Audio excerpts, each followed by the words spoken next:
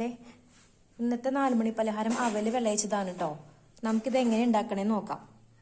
ബദാം എടുത്തിട്ടുണ്ട്, കാഷ്നട്ട്, മുന്തിരി, നാളികേരം ചിരകിയത്, ഒരു 4 എണ്ണം ഏലക്ക, പിന്നെ ശർക്കര ഉരുക്കി വെച്ചിട്ടുണ്ട്.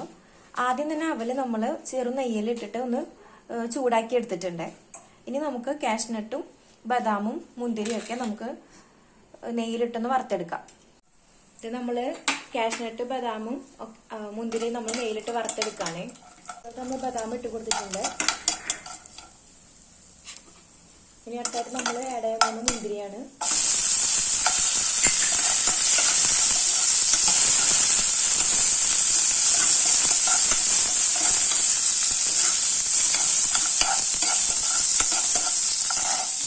ഇനി ഇതിലോട്ട് നമ്മൾ നാളികേരം ചിരകിയത് ഇട്ട് കൊടുക്കുന്നുണ്ട്.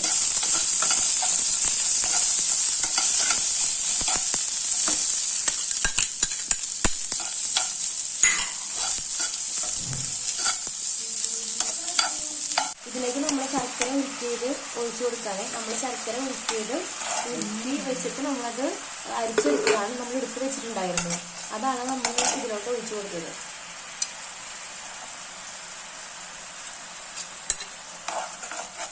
ഇതിലോട്ട് നമ്മൾ അവലിട്ട് കൊടുക്കാണ്.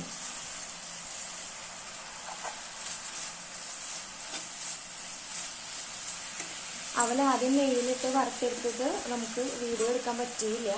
അപ്പോൾ നമ്മൾ എല്ലാവരും ഇത് ചെയ്യുമ്പോൾ ആദ്യം തന്നെ അവല് നെയ്യിലിട്ട് വറുത്തെടുക്കണം കേട്ടോ.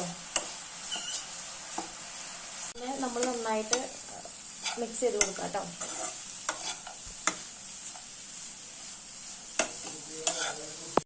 നമ്മുടെ അവല് വിളയിച്ചത് ഇവിടെ റെഡി ആയിട്ടുണ്ട്. ഇനി നമുക്കിത് സർവിംഗ് ഡിഷിലേക്ക് മാറ്റാം കേട്ടോ.